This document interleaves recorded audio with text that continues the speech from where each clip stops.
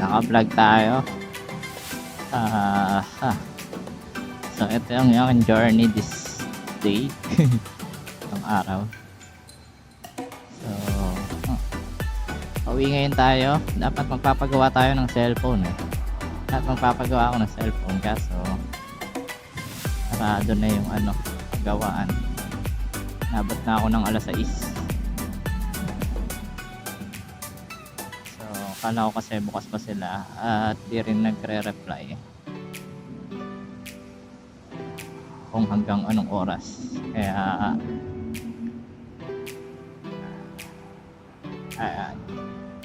Kaya pauwi ngayon tayo. Punta dapat tayong Marikina. So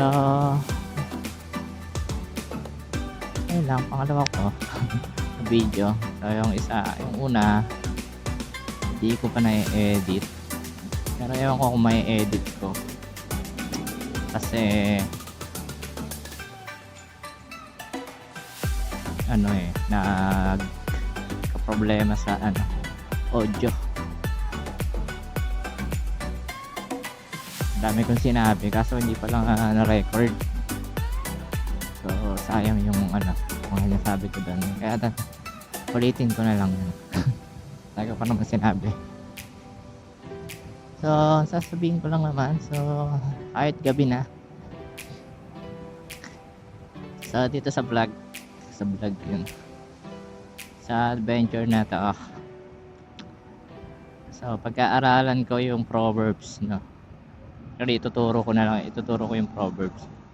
Tsaka yung mga bagay na matututunan dito sa Proverbs. Mula chapter 1 hanggang chapter 31. So kada magra-rides tayo, ayun yung ating ituturo. So sa Proverbs, ito na ba tayo? So habang bumabiyahe tayo papuntang papuntang Taguig. Daan tayo ng C5. Ayan, so ito yung daanan. Madilim ngayon, gabi. Alas 6 pa lang naman, 6:30. Anong araw ba ngayon? March 30, so Sunday.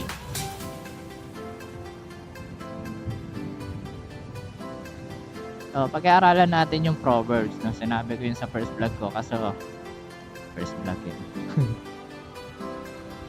Sinabi ko yun sa unang adventure ko sana sa Marilaki, kaso nagka-problema. Tayong problema nangyari.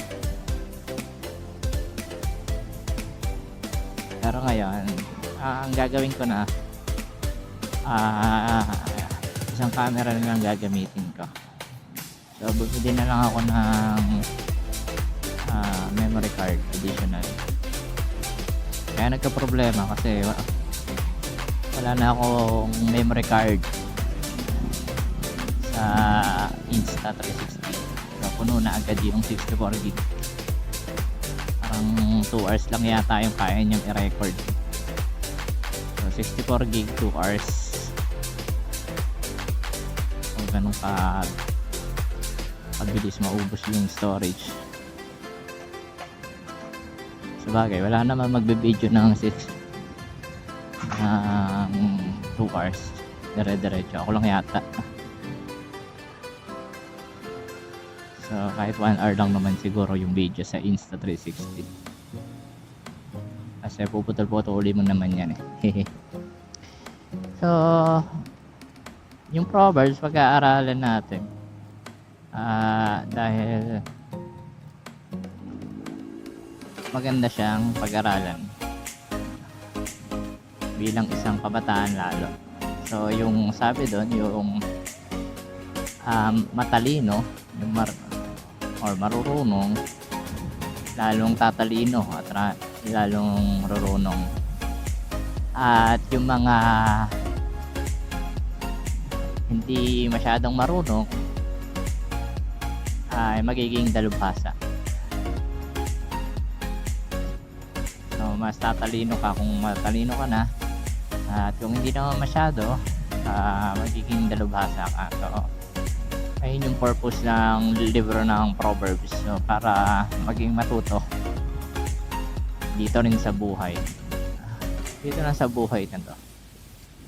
Matututo ka kung paano mamuhay, kung paano yung mga practical application, practical na itinuturo ng Bible sa pamumuhay bilang isang Kristiyano, syempre. At kahit simpleng tao, ayan, simpleng tao. Ayan, matututo ka rin dito sa libro ng Proverbs. Ayan, gusto ko tong Proverbs kasi noon, before, no, ito yung isa sa mga libro na talagang paborito kong binabasa. Binabasa ko at pinag-aaralan rin naman namin na libro.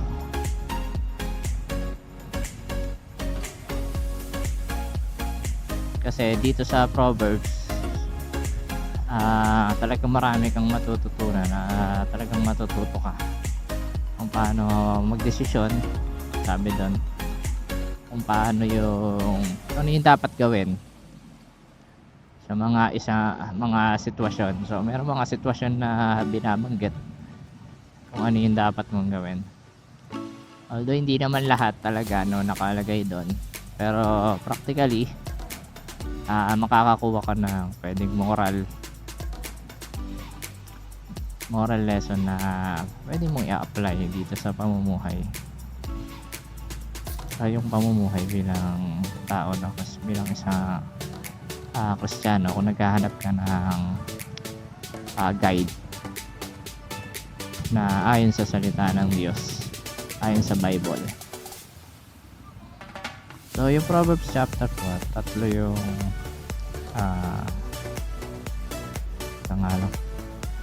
stoplight muna. Naririnig ako ng katabi ko. Pero okay lang, naririnig ako na nanonood sa akin.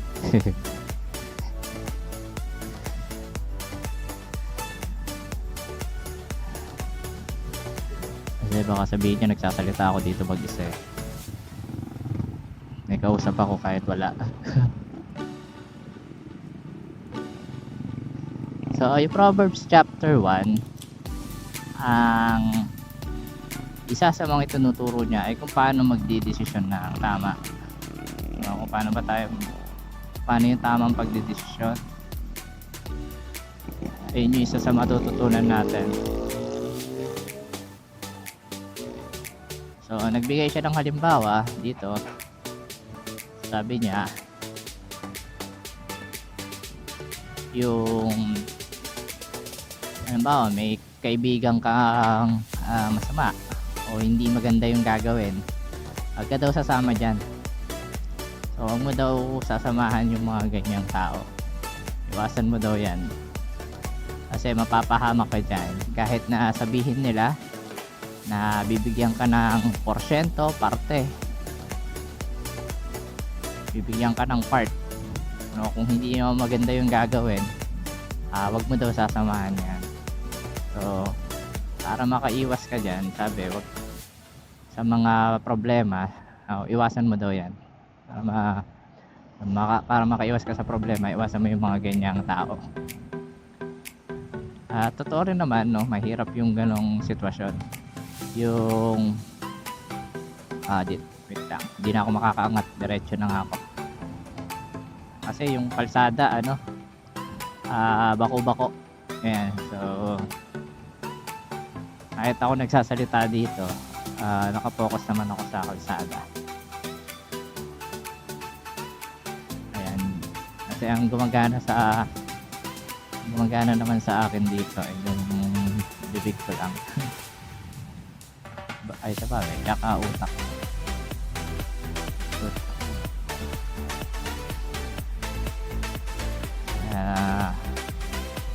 Ayan, ikat-ikat lang, So ayan, tigil ulit tayo. Ayoko din magsalita kasi baka sabihin nila nagsasalita ako kung wala akong kausap. C5 tayo dadaan, dito tayo sa baba dumaan kasi hindi tayo nakalikod dun sa sa packet ng tulay. Dapat aakyat ako ng tulay, kaso yung kalsada uneven. So delikado 'yun pagka uneven road. Kaya ingat lang pagka hindi pantay yung kalsada. So hindi ko kasi pwedeng biglain na kumaliwa eh. Lalo't malapit ako dun sa uneven road. So itong Proverbs, so in summary daw, ito daw yung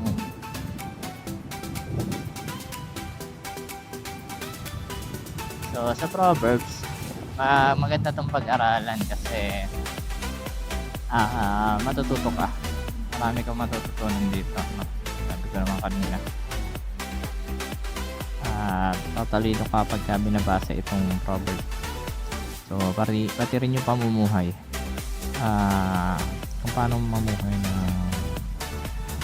maayos. Pati nga yung pagkita ng pera nandito rin eh. Pagpili ng kasama nandito din. Oops, ayan. Naka-grip na kaso nag-go pa.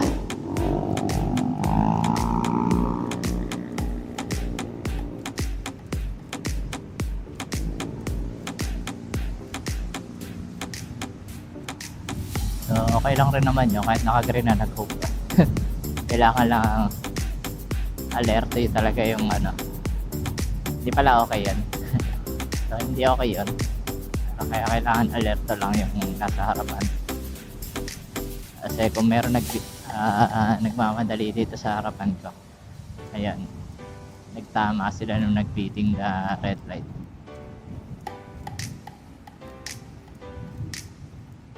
So dadaan tayo sa taas, punta tayo ng C5 road. C5 tayo dadaan.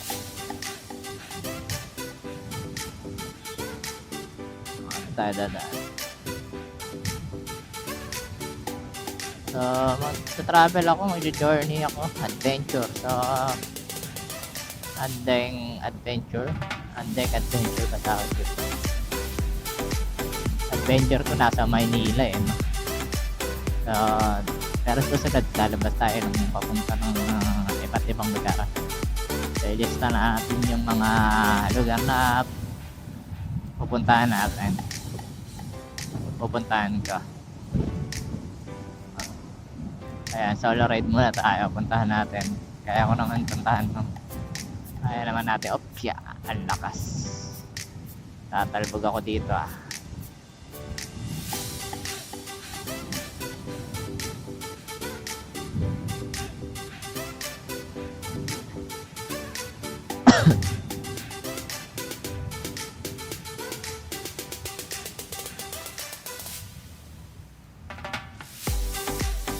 So, Andeng adventure. Ayan. Andeng adventure. So, document yung mga ginagawa ko. Araw-araw. Hindi naman. Mga ginagawa ko. Ayan, kapag naisipan kong mag-chat, mag-chat tayo. Lalagay ko lang naman dyan sa YouTube. For history purpose.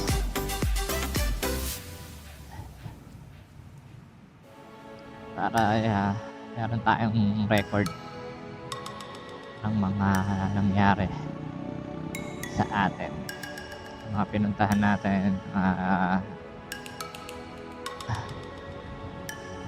ginagawa natin, at pati rin yung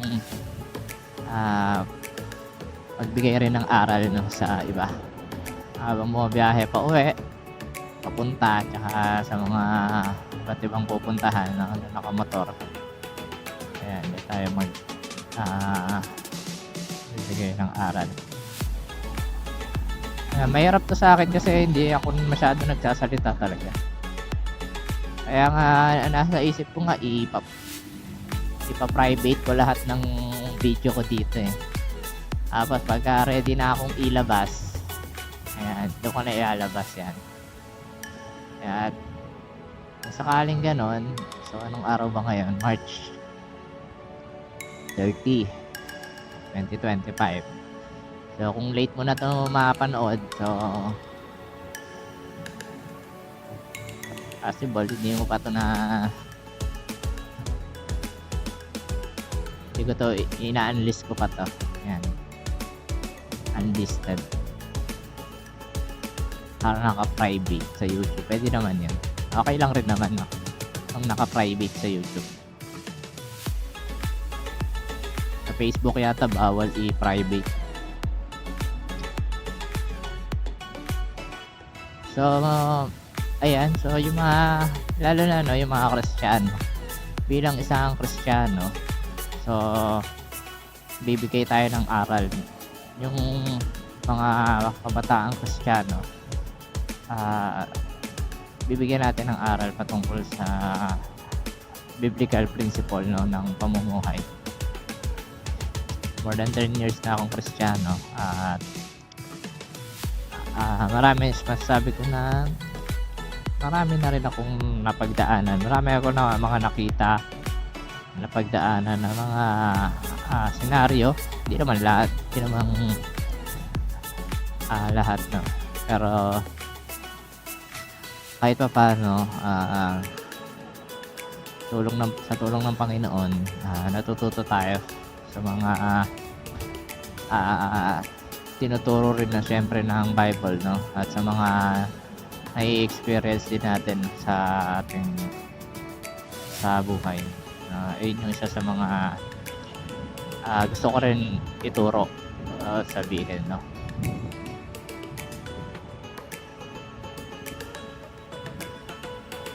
So yung Proverbs ay Proverbs chapter 1, ang isa sa mga tinuturo niya ay siyempre yung makapagdesisyon ng tama yung mga kabataan at magkaroon ng takot sa Panginoon. So ayun yung pinakaimportante, na magkaroon ka ng takot sa Panginoon. Sa Proverbs chapter 1, so ayun daw yung pasimula ng karunungan. Kasi unless na magkaroon ka ng takot sa Panginoon, so hindi ka magkakaroon ng karunungan 'no. At kamangmangan 'yon 'no, sabi ng Bible, na pagka wala kang takot sa Panginoon, pagka hindi ka naniniwala sa Diyos, na wala kang Diyos, isa rin 'yon 'no. At kamangmangan 'yon na tinatawag ng Bible. So paano ka maniniwala na nagmula sa wala lahat ng bagay dito sa mundo? Mahirap 'yon. So hindi naman pinag-aralan no, kung ano yung paniniwalang 'yon. Pero logically, kung logical lang, dito tayo daan sa taas.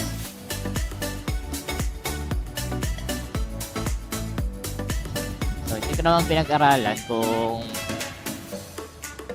ano yung paniniwala ng mga atheist ng talagang malalim, pero o talagang hindi naniniwala sa Diyos. Pero imagine mo na lang na walang gumawa, walang maker. So mahirap ano yun. Mahirap paniwalaan yung gano'n, no? Bawa, yung bundok, nagkaroon lang basta ng bundok, nagmula sa wala. So hindi pwedeng parehong wala magkakaroon ng meron, no? So kailangan merong gumawa. Ang halimbawa nga dyan yung yung relo. So hindi pwedeng yung relo hindi pwedeng relo walang gumawa, walang nag-design, walang nag-create ng relo. Halimbawa, bawat parts niyan wahiwalay, tapos ang ginawa mo, inalog-alog mo, or tas nabuo siya, naging relo. So merong nag-ayos, no? Merong gumawa. So ganun yung mundo, merong nag-create, no? Kailangan mo maniwala na merong nag-create, no? Ayun yung pasimula ng karunungan. Kasi kung hindi ka naniniwala na merong creator, lumikha, no, hindi ka na naniniwala doon, hopefully, no, in the future makita mo, no, yung na merong creator. So, kailangan natin ipag-pray yan. Bagay na yan. Pero nood ka lang dito sa vlog ko. Ayan, so habang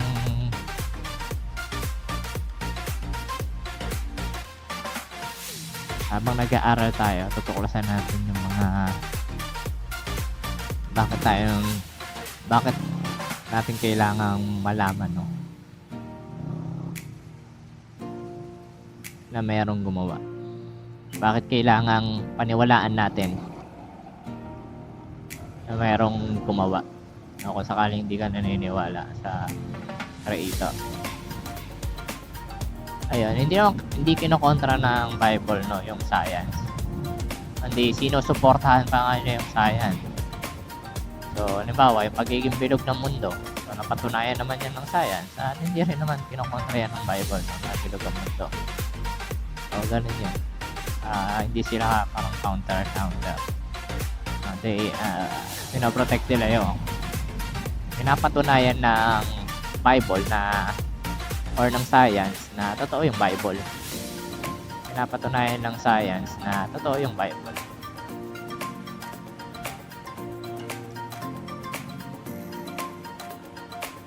So ngayon nandito na tayo sa saan na ba tayo? Petron sa BCDA ba to? Hindi ko na maalala kung anong ano to eh. BCDA ang alam ko dito eh. Lapit-lapit na tayo daan. Ayun yung Petron, nakikita ko na. So dadaan tayo ng levy at matatapos na kasi i-stop ko na to dun sa ano eh, Cayetano Boulevard. So ayan, pag-aaralan natin yung Proverbs 1-31.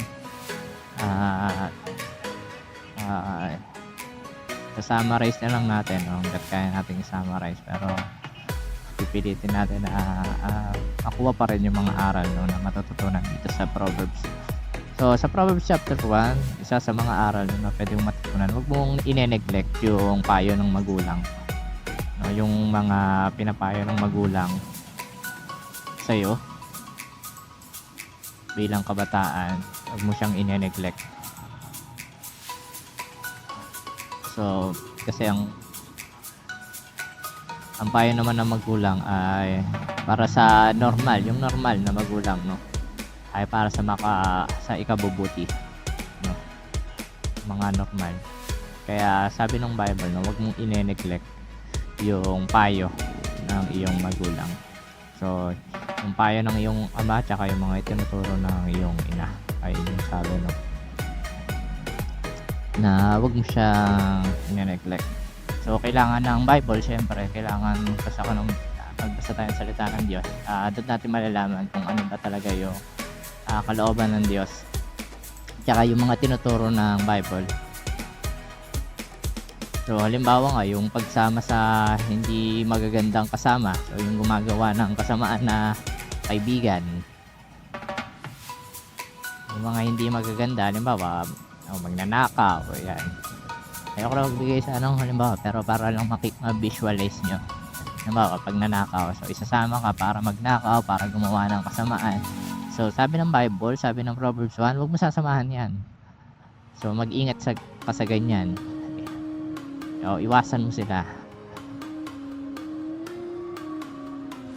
Kaya ganun ka-importante yung wisdom, yung karunungan.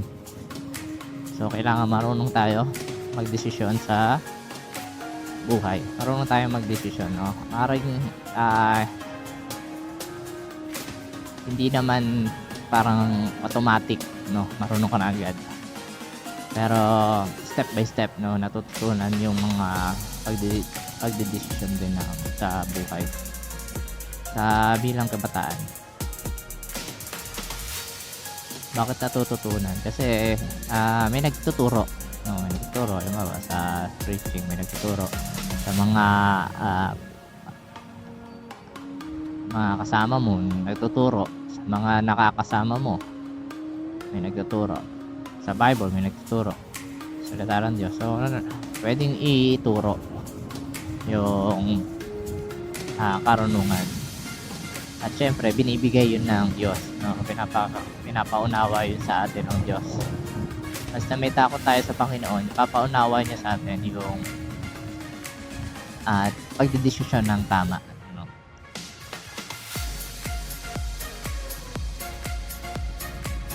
Ngayon, kung hindi ka pa marunong magdesisyon, hindi mo pa alam kung paano magdesisyon, isa to sa pag-aaral dito sa Proverbs ng pinakamaganda. Kasi sabi ng Proverbs, nakaka-gain ka dito ng wisdom. Marami kong matututunan. At ang kailangan lang, i-observe mo. So, kailangan mo i-observe, no, lahat ng matututunan mo dito.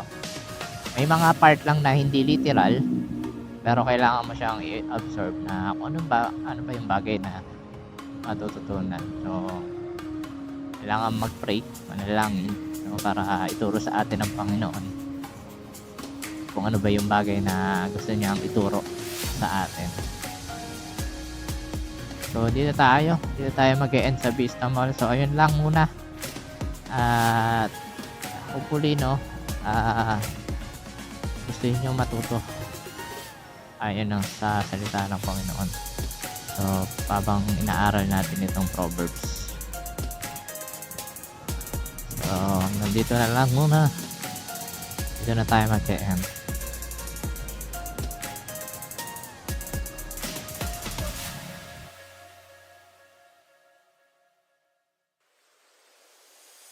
Sometimes there's no one